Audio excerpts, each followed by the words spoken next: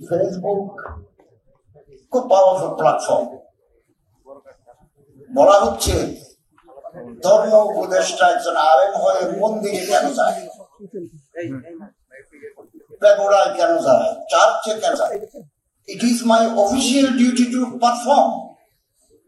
আমি মুসলমানদের যেমন ধর্ম উপদেষ্টা, এদেশের হিন্দু জনগোষ্ঠী, বৌদ্ধ জনগোষ্ঠী, খ্রিস্টান জনগোষ্ঠী, বিভিন্ন নৃতাত্ত্বিক জাতিগোষ্ঠীর তাদের ধর্মের ব্যাপারে আমি তাদেরও উপদেষ্টা। গভর্নমেন্টের বরাদ্দ আছে, মসজিদের জন্য যেমন বরাদ্দ আছে, কবরস্থান মাদ্রাসার যেমন বরাদ্দ আছে, এর হিন্দুর জন্য, বৌদ্ধের জন্য, খ্রিস্টানের জন্য, জাতিগোষ্ঠীর জন্য আলাদা বরাদ্দ আছে। আমার মন্ত্রণালয়ের অধীনে হিন্দু কল্যাণ ট্রাস্ট, বৌদ্ধ কল্যাণ ট্রাস্ট, খ্রিস্টান কল্যাণ ট্রাস্ট, ইমাম মুয়াজ্জিন কল্যাণ trust, these trusts approved by the professor doctor Muhammad Yunus. এটা আমি করতে পারি না, এটা ওনার অ্যাপ্রুভাল লাগে। ওইটার আমি পদাধিকার বলে চেয়ারম্যান।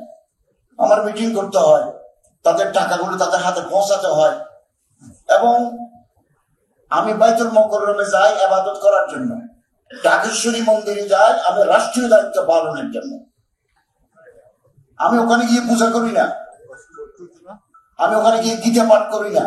আমি 100% মুসলমান, ইমানদার মানুষ, মুত্তাকি মানুষ। আমি জানি না, আমি ওখানে রাষ্ট্রীয় দায়িত্ব পালন করতে যাই তাদের অভয় দেওয়ার জন্য, তাদের নিরাপত্তার জন্য। কারণ সাম্প্রদায়িক সম্প্রীতি বিনষ্ট করে গলা পানিতে মাছ শিকার করার জন্য চক্র বাংলাদেশে সক্রিয় রয়েছে। তারা যে কোনো মুহূর্তে এটা প্রমাণ করতে সচেষ্ট যে বাংলাদেশে যারা অন্যান্য ধর্মাবলম্বী লোকেরা আছেন তারা ধর্মকর্ম পালন করতে পারে।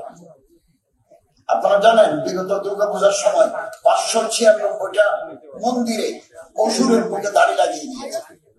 প্রথমে 100, 110, পরে 600, পরে 596। রয়্যাল এনফোর্সমেন্ট এজেন্সির সাথে কথা বলে আমরা অল্প সময়ের ভিতরে এই অসুরের মুখ থেকে দাড়িগুলো অপসারণ করেছি।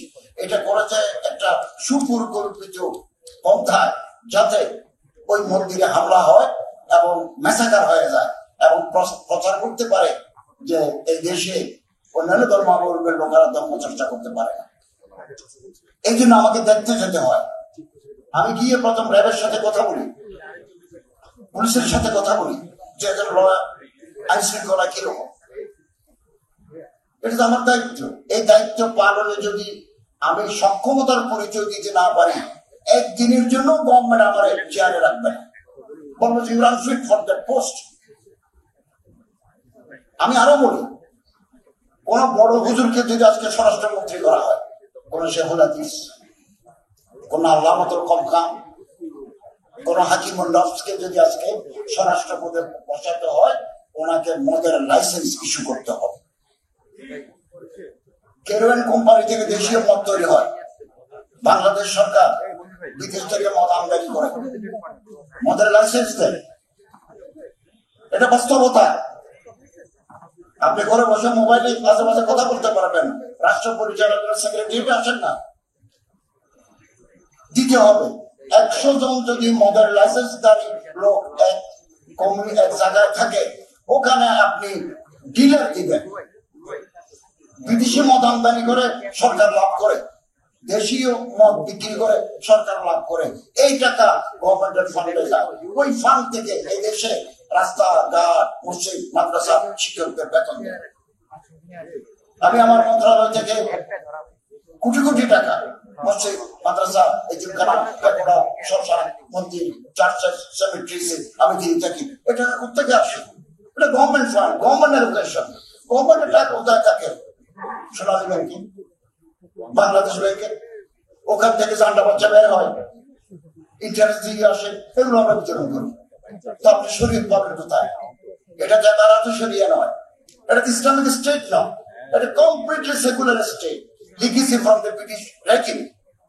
একটা কাঠামো, একটা কাঠামোর ভিতরে দেশ চলে আসছে। শরীয়ত আমরা ব্যক্তিগতভাবে পালন করি। আপনি মন্দিরে যাবেন কিনা, it is up to you. আমি যতদিন দায়িত্বে থাকবো, যাওয়াটা আমার রাষ্ট্রীয় দায়িত্ব।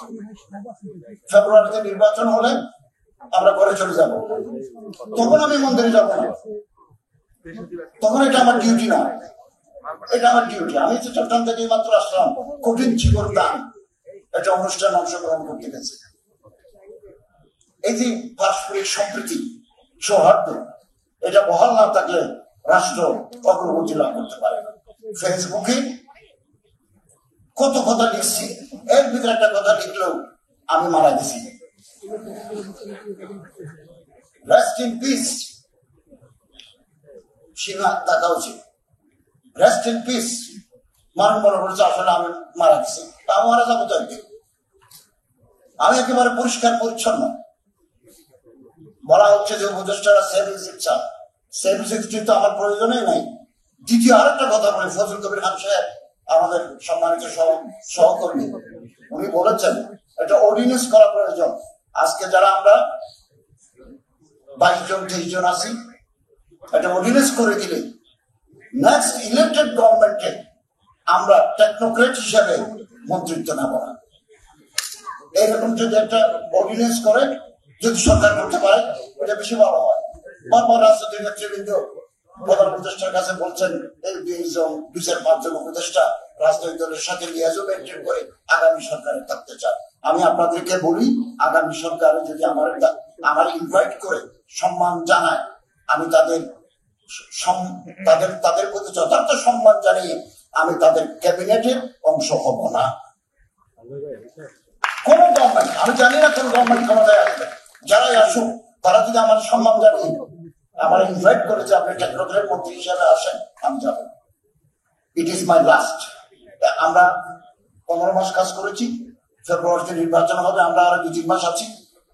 এটাই আমরা কাজ করে যাচ্ছি। জাতি মূল্যায়ন করবে আমরা কি করতে পেরেছি, কি করতে পারি নাই। আমি 1 টাকা দুর্নীতি করি নাই।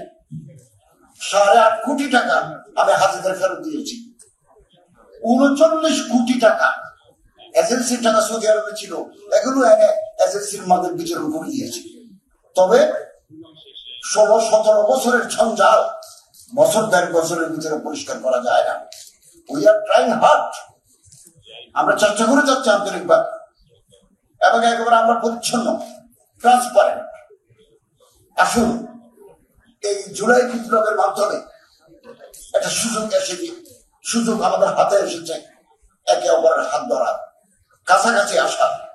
এই সুযোগ হারালে আরো 54 বছর অপেক্ষা করতে হয়। এবং আমরা কমিটেড ফ্রি, ফেয়ার, ইম্পার্শিয়াল একটা নির্বাচন দিয়ে এবং নির্বাচিত গভর্নমেন্টের হাতে ক্ষমতা হস্তান্তর করে আমরা ফিরে যাব। এবং আপনাদের পরামর্শ চাই, আপনাদের মতামত চাই, এটা আমাদের কাছে অত্যন্ত গ্রহণযোগ্য।